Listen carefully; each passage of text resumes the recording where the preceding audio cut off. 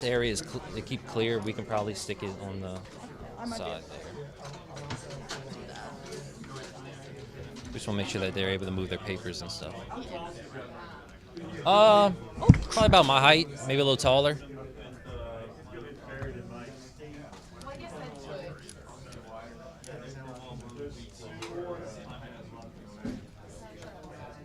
I'm not the tallest person, so I don't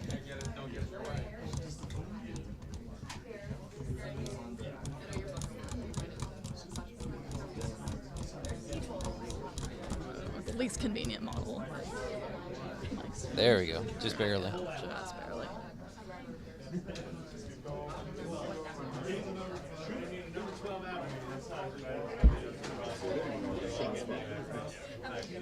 I don't know.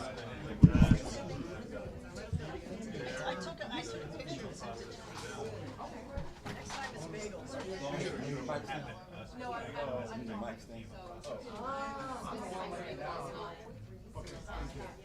Oh, that's right.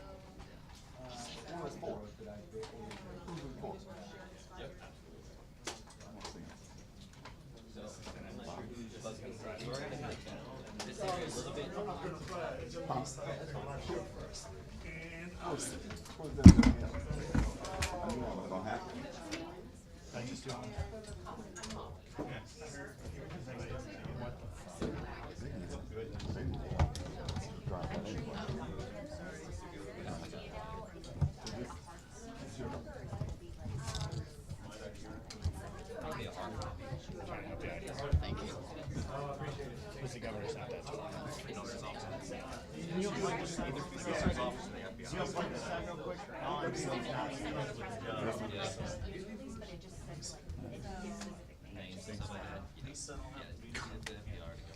And the police chief is this tall. The chief gonna speak, you're not gonna be able to see. Does anybody have an apple box? I got Hey it. there, mic check 1 2 3. Mic check 1 2. Testing mic check. Hello, hello. Mic check. Gotcha. Okay, thank you so much.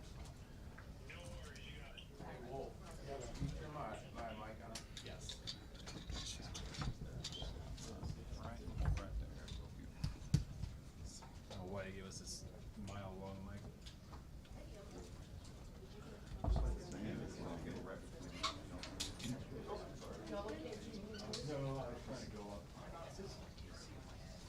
Just tell me, and I'll do it. Or, push it. It's okay.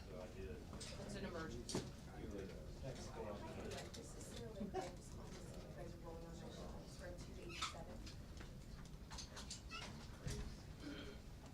Okay, awesome.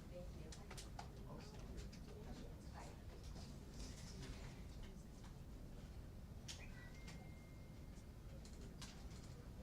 So let's not stand right here, but the speakers and stuff go right here. So I might want to relocate.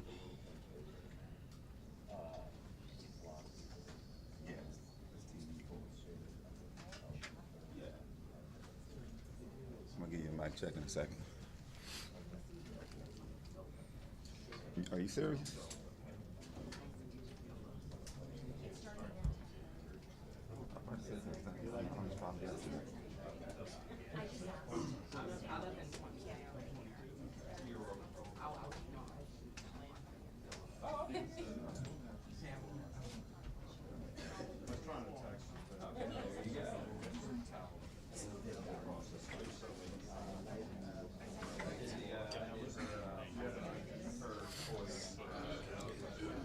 I'm about to ask this guy to lay some down. Huh? That's him. Yeah. I'm good. I'm good. You got me? All right.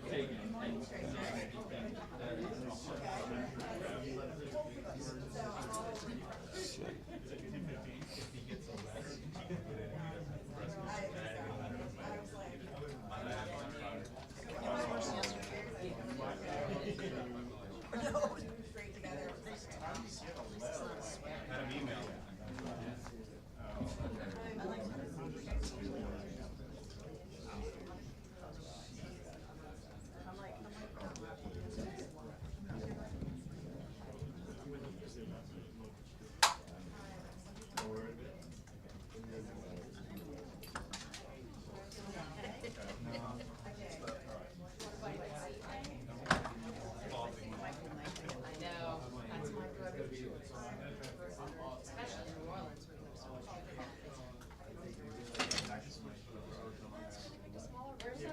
Oh,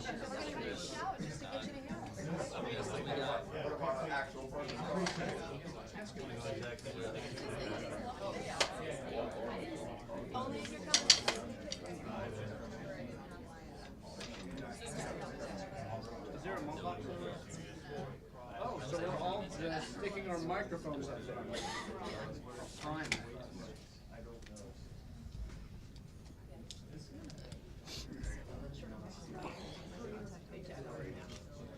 Hey, test. Can you hear me? I think the issues we're gonna have with these mics that are right here is that they're gonna be blocking the chief of police and the governor. Am I just I like this? think we need to lower these two right here. Just FYI, I think these are an issue. Oh, Nashville. Yeah, once you get set, they're gonna be walking right here.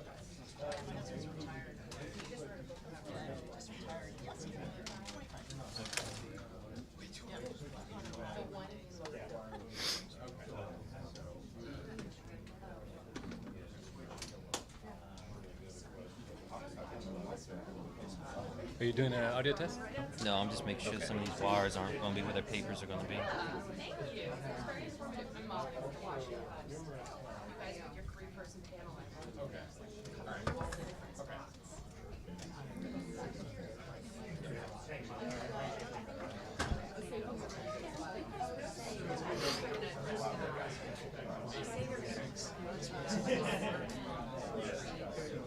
Yeah. Anyway, this is audio test 1 2 3 1 2 1 2 audio test. Live view 1 2 1 2. Can you hear us? Can you hear us? Can you hear me? Hey, whose card is this right here? Can we go out in the hallway? Just give him a ticket.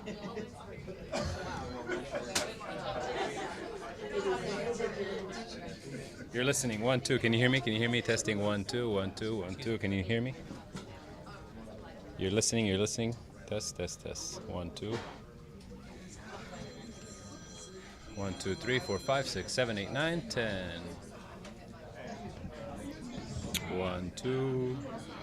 Super loud. Very, very quiet.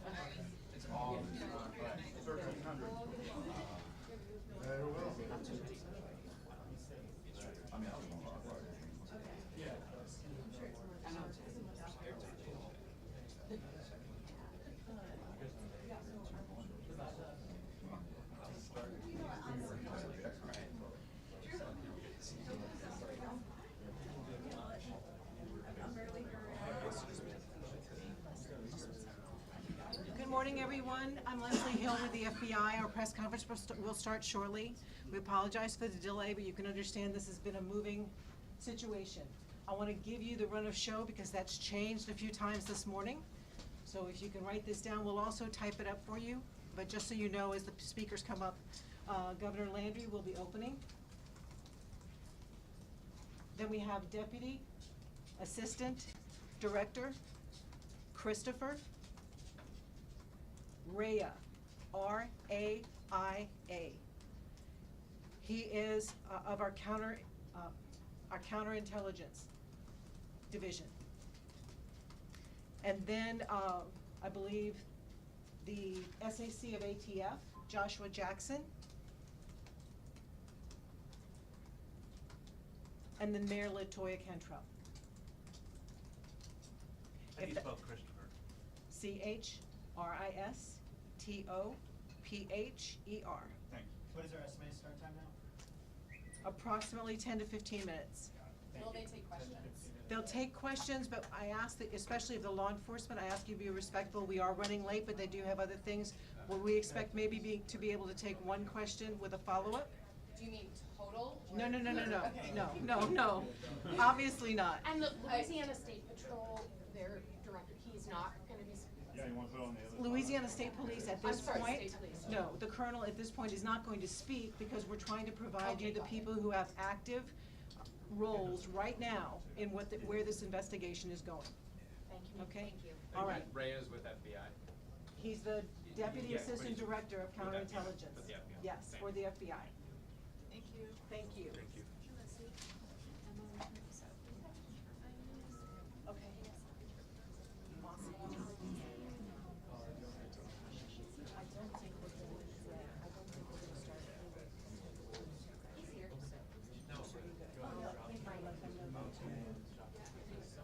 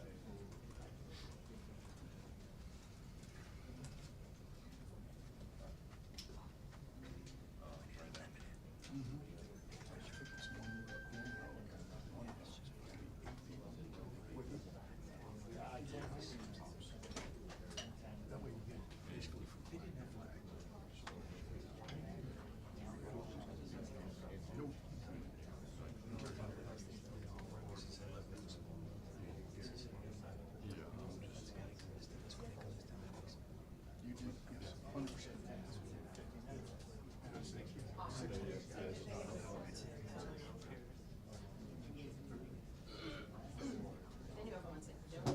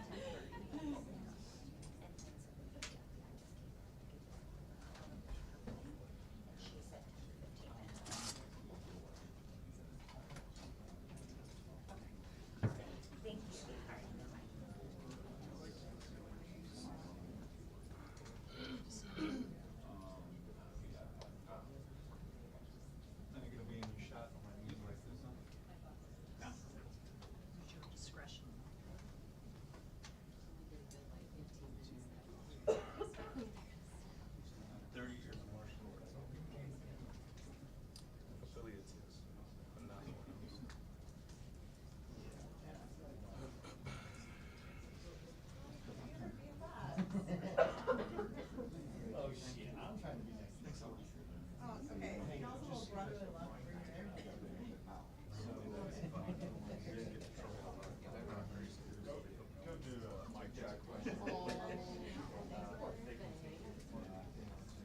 Trouble for talking. Yeah, exactly. I once talked about it. Mic check, mic check. Mic check, 1 2 1 2. Mic check. Jeff, is it good?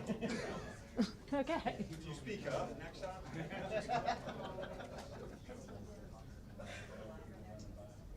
I was hoping you would sing.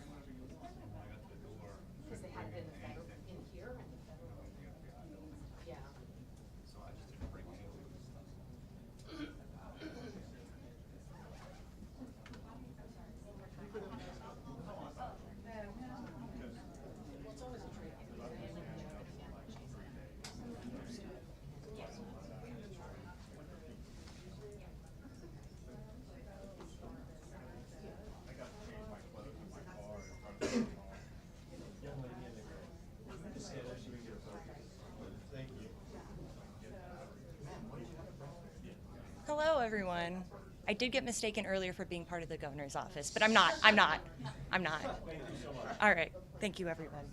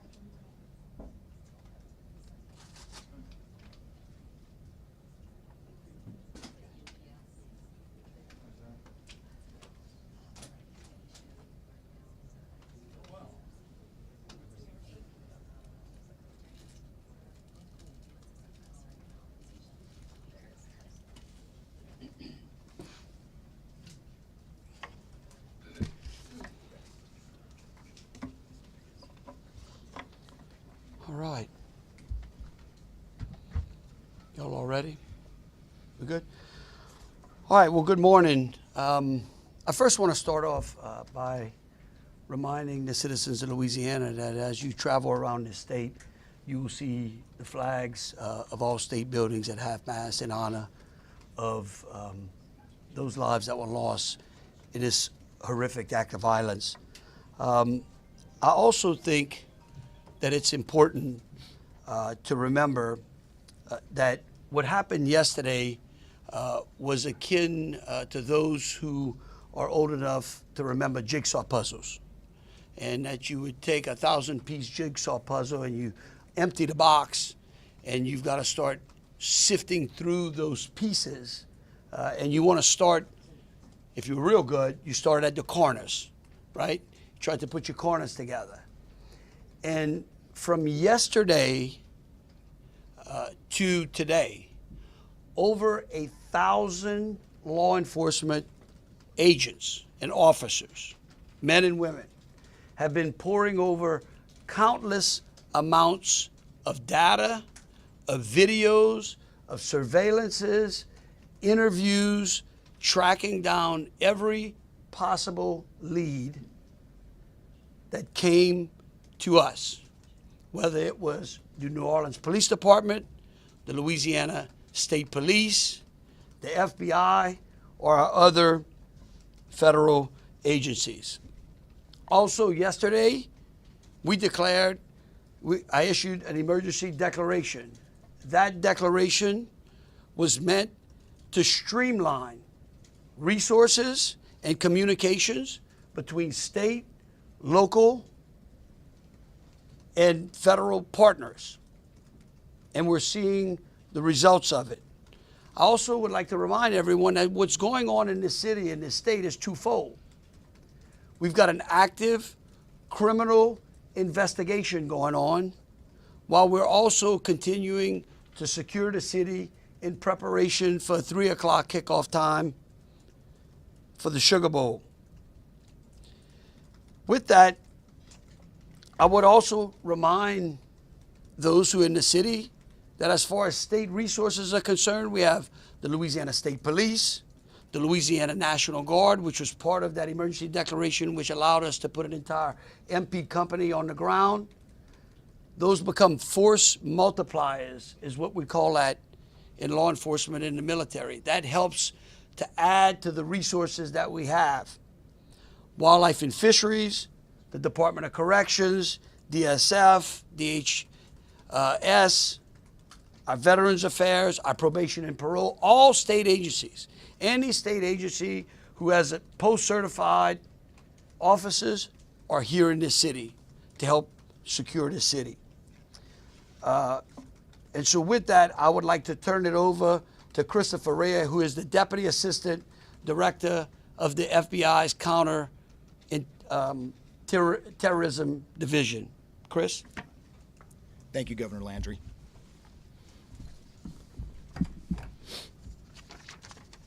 Good morning. I am FBI Deputy Assistant Director Christopher Rea. I'm from our Counterterrorism Division at headquarters. I'm also joined by Assistant Special Agent in Charge Alethea Duncan from our New Orleans office, who you heard from yesterday. I'm here to discuss not only the latest investigative information we have here in New Orleans, but I'll also let you know about other investigative activities outside of the state. I first, and most importantly, want to send our deepest condolences to the victims of this horrific attack and their loved ones. 14 innocent victims were killed in this senseless attack, and at least 35 are injured. We cannot ease the grief people in this community and across the nation are feeling at this time, but rest assured, we stand with you and in support of you. All the resources, and I'm going to go into that a little bit later, all the resources of the FBI are being focused on tracking down every piece of evidence, every lead, every interview, every potential lead we've got. While I won't be able to answer all your questions today, my goal is to be as forthcoming as possible with you on what we've uncovered so far. First and foremost, let me be very clear about this point. This was an act of terrorism. It was premeditated and an evil act. This was obviously a critical incident, and with that, lots of information and tips come pouring in from law enforcement, first responders, and the public. We have been aggressively running down these tips and information. As you all know, that takes time, and we will continue to do so until every lead has been followed through on. This investigation is only a little more than 24 hours old. So I ask you to keep in mind that as I go through some of the specifics later. But at this point, currently, and this is another fact I want to be clear on, we do not assess at this point that anyone else involved in this attack except for Shamsuddin Jabbar, the subject you've already been briefed on. A little bit about what the FBI is doing. So we are surging people and assets to the area from across the region and across the nation. Special agents in multiple field offices across the country have been deployed and are assisting with potential aspects of this investigation and following up on every lead. Additional teams of special agents, professional staff, and victim specialists continue to arrive to provide more investigative power and assistance to the victims and their families. We have also forward deployed a number of our critical incident response group assets, including members of our hostage rescue team, special agent bomb technicians, and crisis management coordinators. In addition, we have deployed more evidence response technicians to continue to process the various scenes that we have. So far, we have received just over 400 tips from the public, and that information is being followed up on both here in New Orleans and across the country. Some of the tips are here in New Orleans, and there are other tips in other states across the country that we are following up on. The FBI team and our law enforcement partners here are also reviewing hundreds of hours of surveillance and other video from both the French Quarter and other locations. As for a timeline, at this point, investigators believe Jabbar picked up the rented F-150 in Houston, Texas on December 30th. He then drove from Houston to New Orleans on the evening of the 31st, and he posted several videos to an online platform proclaiming his support for ISIS.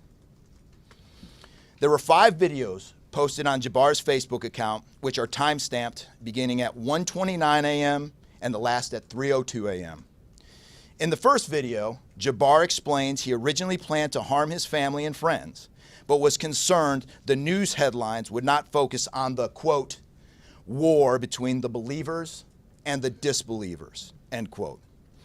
Additionally, he stated he had joined ISIS before this summer. He also provided a will and testament.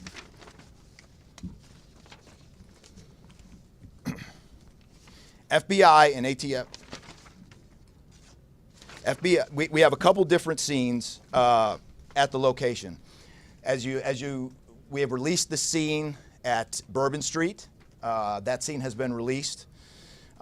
We also have a scene off of Mandeville address where we're currently searching that scene right now. FBI and ATF agents have secured that house, and that location is being searched for potential evidence.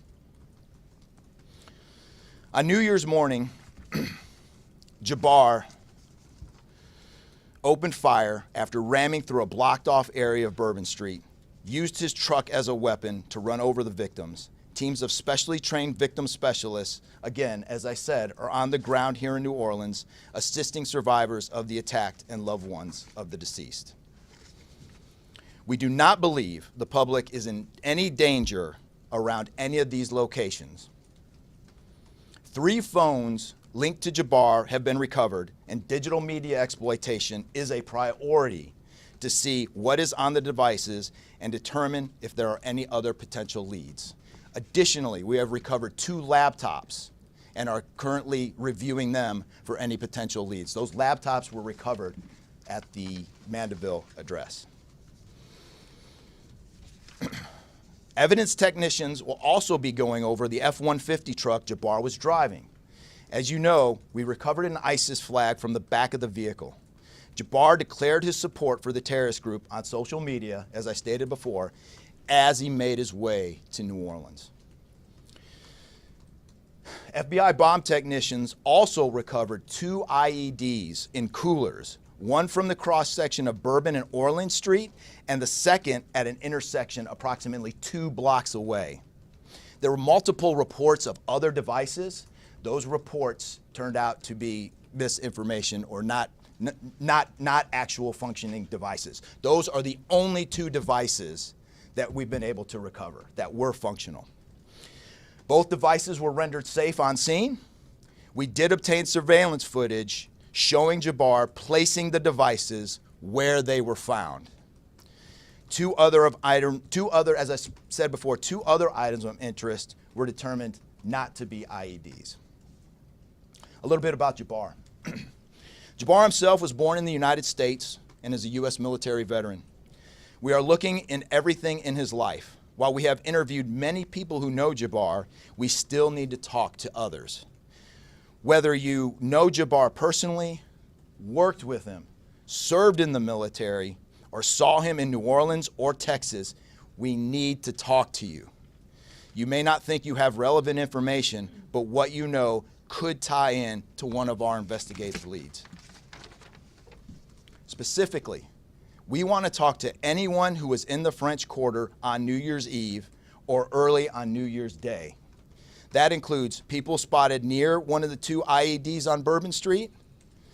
The IED was inside a cooler, and many people stopped and looked at the cooler and then continued on their way. Let's be clear, again, we do not believe at this point these people are involved in this incident in any way.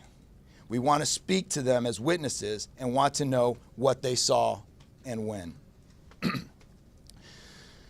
I went down to the crime scene last night. It is very hard to put into words what it looked like and how difficult it was to see.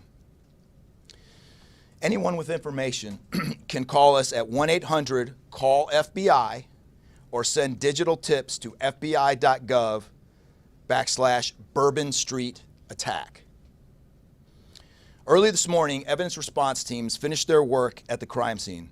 Bourbon Street has been turned over to the city of New Orleans. As you know, there's also an FBI investigation in Las Vegas. We are following up on all potential leads and not ruling everything out. However, at this point, there is no definitive link between the attack here in New Orleans and the one in Las Vegas. And again, I'll preface, as I close, I'll preface everything with what I started with in the beginning, which was this is very early in an investigation like this.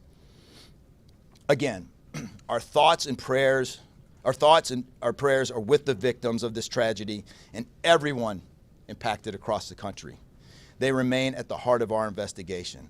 I also, although I've only been on the ground here a short time, I also want to express a sincere appreciation for our partners here, which include the U.S. Attorney's Office, HSI, ATF, the New Orleans PD, the Louisiana State Police, the Governor's Office, and countless others. At this point, I'm going to turn it over to the Special Agent in charge of ATF here, Josh Jackson.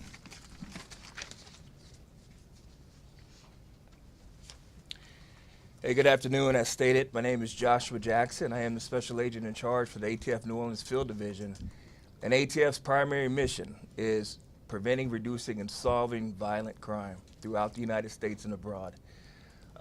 Solving part is the focus of this investigation. ATF resources that have been brought to bear to the city and to focus with our federal, state, and local partners have been our national response team. We spoke about the scene that's still being processed now. The National Response Team of ATF is a team of certified fire investigators, certified explosive specialists, fire engineers, electrical engineers. These folks will give us additional investigative leads to help the investigative team identify what happened at the location in Mandeville and identify how that fire started and move the investigation forward from there. Additional resources that ATF has brought to bear into the city as our ATF Special Response Team. This is a tactical team capable of handling any sort of enforcement operation. This team is deployed, on set, and ready for the Sugar Bowl today. This team is also made available to the Louisiana State Police and also New Orleans Police Department to assist with any efforts that they may have during this period. Additional resources, as the governor alluded to, he executed executive powers and had an emergency declared to where ATF was able to tap in to Emergency Support Function 13 resources. This allowed us to bring additional explosive detection canines so that we can safely sweep the city and safely sweep the Super Bowl in preparation for the game today. These resources will still be in the city as we lead up to the Super Bowl and through Mardi Gras. These type of ATF resources will be here. The last resources the ATF has brought to bear, and probably the most important one, is our victim witness coordinators. These folks come in and they provide resources to the victims and the family members that have suffered greatly during this tragedy. The entire city hurts, but the victims and the family members are in need of resources and care long after this investigation wraps up. This time next year to be hard for the families and friends who suffered during this event. So our victim witness coordinators are working with the FBI, the City of New Orleans coordinators to provide resources to these folks out here. And as we move forward, ATF will be committed. We will work with the investigative team moving this investigation forward, but also we'll be here to make sure the city is safe and prepared as we move into the Super Bowl. And with that, I'm going to turn it over to our mayor of this great city, New Orleans. Madam Mayor. Thank you so much. Thank you so much. Well, good morning once again. And I just want to just echo my thank yous to the unified command of our law enforcement partners and at every single level, federal, state, and governor. Governor, thank you for your partnership. Yeah, thank you. I also want to thank the residents and the visitors of the city of New Orleans for your patience, for your support, and most of all, your prayers. Our hearts and prayers continue to go out to the victims' families, and the city of New Orleans, we're resilient. And as I stated on yesterday, my focus in terms of a priority has been on our victims. As you've heard, that yes, the FBI was able to clear Bourbon Street. And what that meant also for me in this city was that we were able to remove our victims, identify them, and notify their families. Real reverence. They mattered, the families matter, and matter to the city of New Orleans. In addition to that, I want to just thank again our federal partners in Washington, listening to my plea personally for the additional resources to allow for the scene to be cleared, and again, attending to our victims. I walked by each one, and I did the sign of cross in my own way, because reverence, again, is important. So while we have been able to have Bourbon Street returned back to the city of New Orleans, and the due diligence has been done, that then allowed me to give the go-ahead to begin the cleaning of Bourbon Street. That started happening in the morning about 2 a.m. It was completed before 8 a.m. this morning.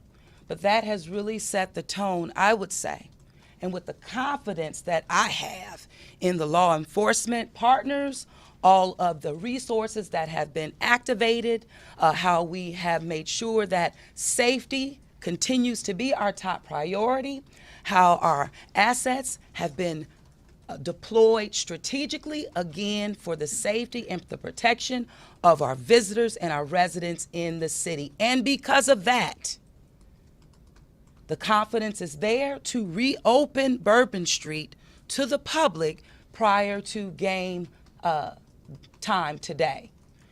The first order will be to allow for vendors to come in and service the businesses.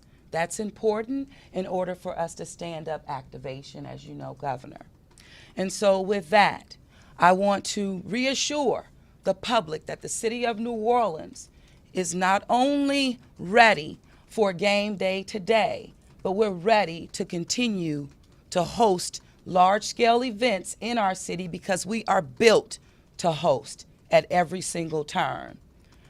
I want to, again, thank all of those who responded to the FBI's call for information and tips. As you heard, that has been useful. Continue to do that. The investigation is still active and absolutely under the FBI's leadership. We will continue to operate and cooperate as we always have. So I want to also thank all of our partners for the added resources for victim and crisis management. We know that that's, again, important. Working with our partner, the Greater New Orleans Foundation, we have set up a fund for our victims' families for not only today but into the future. As you heard, this is going to be a long process for our people. So with that, the city of New Orleans, and with all of my confidence, we are ready. And we could not get here, again, without the unified presence, support, and cooperation. We are stronger together. And I want to say, again, thank you so much. Thank you, Governor.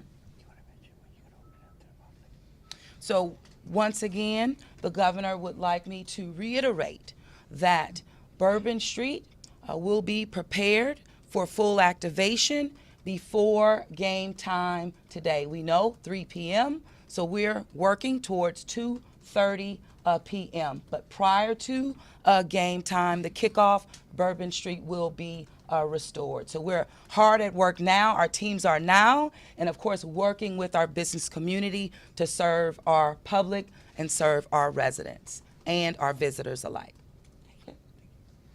In closing, I want to rest people assured.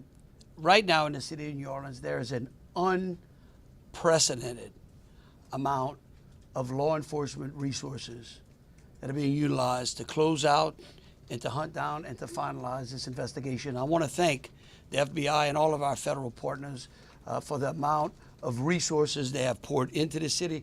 This type of event can happen in any city. And that's the tragedy of it. And I think it's important for people to understand that to protect our citizens in America from evil, you have to crush it. You can't go out there and placate it. You can't go out there and say, oh, I'm going to put this in place and that in place and hope that evil doesn't show up on your doorstep, because it will. You have to crush it. And that's what we're going to do here. We're going to put it all behind us. We're going to continue to keep the victims, those that are in the hospital, either fighting for their lives or trying to recover, in our thoughts and in our prayers. But you know, this morning, and I don't want to single out just one news source, but I just happened to turn on Fox and Friends, and there was a young man who was interviewed who was actually on Bourbon Street during this horrific act of terrorism. And they closed out by asking him, what now? And I think he summed it up. He said, look, we can't live in fear, because fear will paralyze us. He said, we come down to the city to enjoy ourselves and to entertain ourselves and to be with our friends and with our families, because that's who we are. Louisiana invented hospitality. The people of this city care for each other. And believe you me, we care about each one of the lives that were lost in the city of that. We will never forget them. But it would be a tragedy if we let their losses be snuffed out because of fear. This city will be back. We'll be open to family and friends and loved ones who want some time to relax from the pressures of life. And so today, we're going to have us a sugar bowl. We're going to enjoy ourselves. We're going to keep those, again, who have lost loved ones in mind, and we're going to get on to the business of this city and this great country. With that, I'll take any questions. Governor, this is for you and the assistant director. The message has really changed since yesterday. Yesterday, the FBI said that people should be vigilant, that he did not act alone, that he likely had help, and now you're coming out the very next day and saying he was a lone wolf, everything is safe, the game moves on, everybody had a good time. How can you be so sure just 12 hours later? Well, we're going to bring him up, all right? But here's what I want to remind everyone. Like I was a deputy sheriff, all right? I worked in a jail. I worked on the street. I worked on the interstate. I served warrants. I can tell you. Look, in today's world, I get it. Information, we get information like that. Everybody lives in a 15-second TikTok video. We think that life operates like it does on our phones, and it just doesn't. Information changes. In fact, that's why we ask the media for patience. We get information, like I said, no one dumps a 1,000-piece jigsaw puzzle and puts it together in 5 seconds. Okay? And what I would tell you is that I appreciate the fact that what we did was we're under-promising and over-delivering today. And I think that's important. And I want to remind something. Look, because over the last decade, law enforcement has taken it on the chin, unfairly. And there are great men and women serving in the FBI, in ATF, in Louisiana State Police, in New Orleans PD. Our sheriffs have been unbelievable in this. And I tell you, they want to protect you all. And we have to trust them. And sometimes the information we put out, we end up finding out that it may be incorrect. But guess what? What we're doing here is something that I think is important. It's called transparency. And look, something may change again. Here's what I do know, though. Right now, this is one of the safest places on earth. That doesn't mean that nothing can't happen.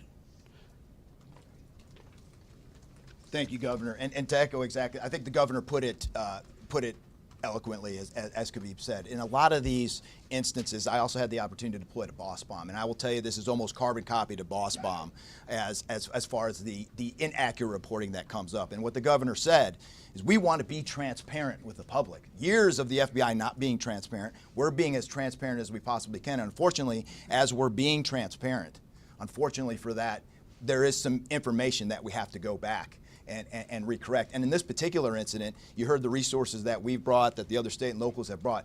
We've had 24 hours now to go through media, to go through phones, to interview people, to analyze those videos, analyze other databases. And after all of that, there's been hundreds and hundreds of leads done just in 24 hours.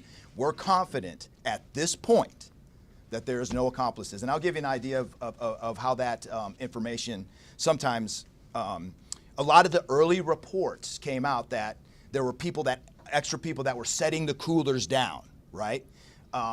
It turns out those were just patrons on the street that were looking inside the coolers, right? Well, we didn't know that at first, so we had to kind of track all that down and put that to rest. So that's just an example, one of the pieces of information, but there were other pieces of information that after we got our feet under us a little bit and on the ground here, we were able to put together a much more accurate picture of the subject and his attention. Whoa. Stated death toll, we just wanted to double check. Yes. 14, not 15. Yeah. 14, and then the shooter himself would be 15 total, to include the shooter. And the IEDs,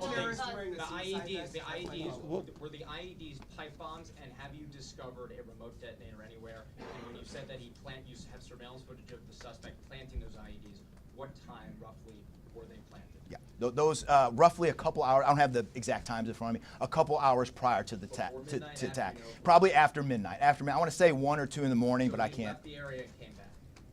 Correct. That's our assumption now. I mean, we still have a lot to work through. We're getting more surveillance video and everything else, but that's the assumption. Were there sweeps being done on Bourbon Street? Would there have been canines out on New Year's Eve? Would there have been bomb sweeps done? Look, let me just say this, and either Joe or Rob will correct me.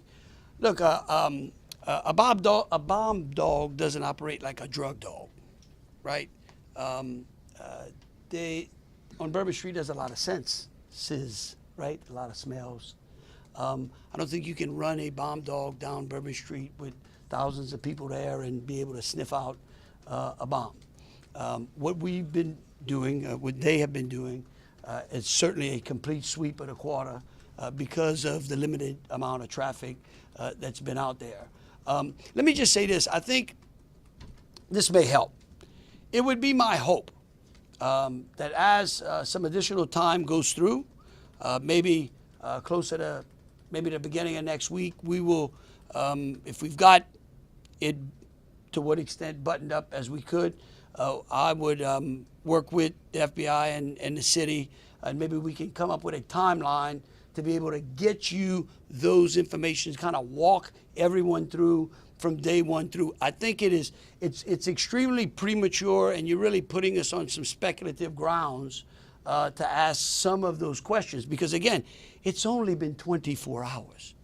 I mean, can you imagine how far we've come in 24 hours? So, Clarify if there was pipe bombs and oh, we'll go one at a time. Being done to make Bourbon Street safer tonight than it was New Year's Eve? Are temporary bollards being brought in to block off the street, and why weren't those used on New Year's Eve? Well, look, here's what I'm going to say. Every time some bad guy does something like this, there's what we call an after-action review. Because again, nothing is 100%. We have reinforced the area. We have deployed some additional types of assets. I personally, it's up to the city or other, I don't like to give specifics because I don't like to tell the enemy what we got. But I can tell you we're in better shape than we were before. We have time for two more questions. Director, may I speak to the Mandeville scene? Can you speak to the Mandeville scene? And then we'll go to you. Some neighbors at that site told us they smelled smoke early in the morning. Was there a fire there? Any kind of burning happening? Yeah, great. Do you still believe that fire happened after the suspect was killed? That's correct.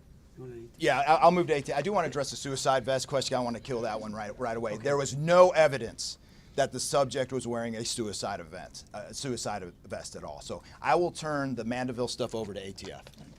Yeah, as to the fire at the Mandeville scene, so our working theory now is that the fire started after Jabbar was already deceased. There's a lot of different ways that could happen. You could have different time devices. You could have a long cord that extended that time. You could also have pressure cookers that were put on top of the stove filled with gasoline, and then it went off. There's a lot of different ways to do it, but that is why our ATF National Response Team is here to answer those questions and get that investigative lead back to our team. So more to come on that. We're still processing that scene. We're out there right now. Are you able to assess what type of... How he became radicalized over all of this time? What brought him to Bourbon Street? Do we understand? Was there any international travel involved? What led him down this path to this sort of radicalization? Yeah. Sure, a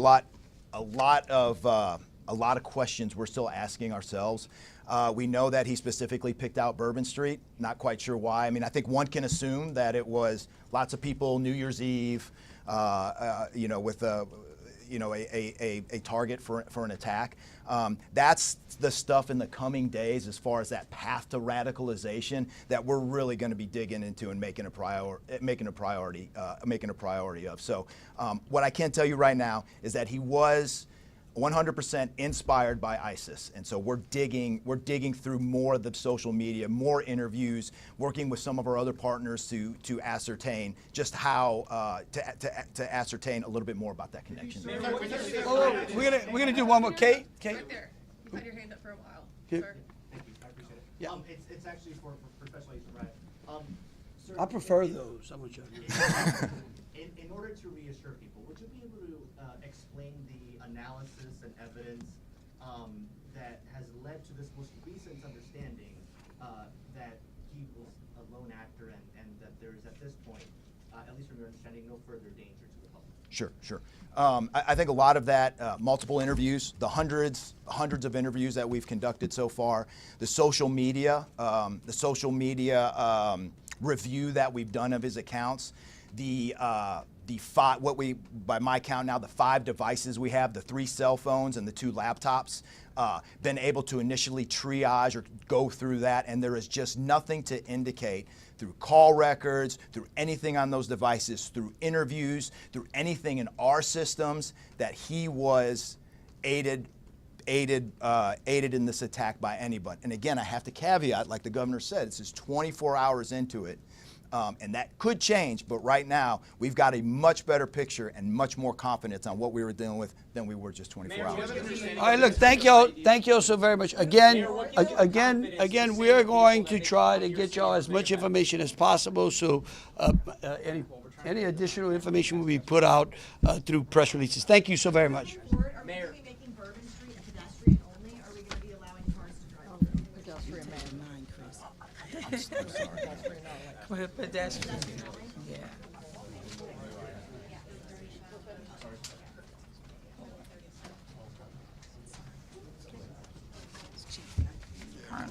No, you good? No, I'm good.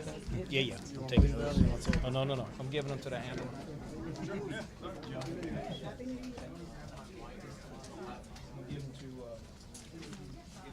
On the stand or not?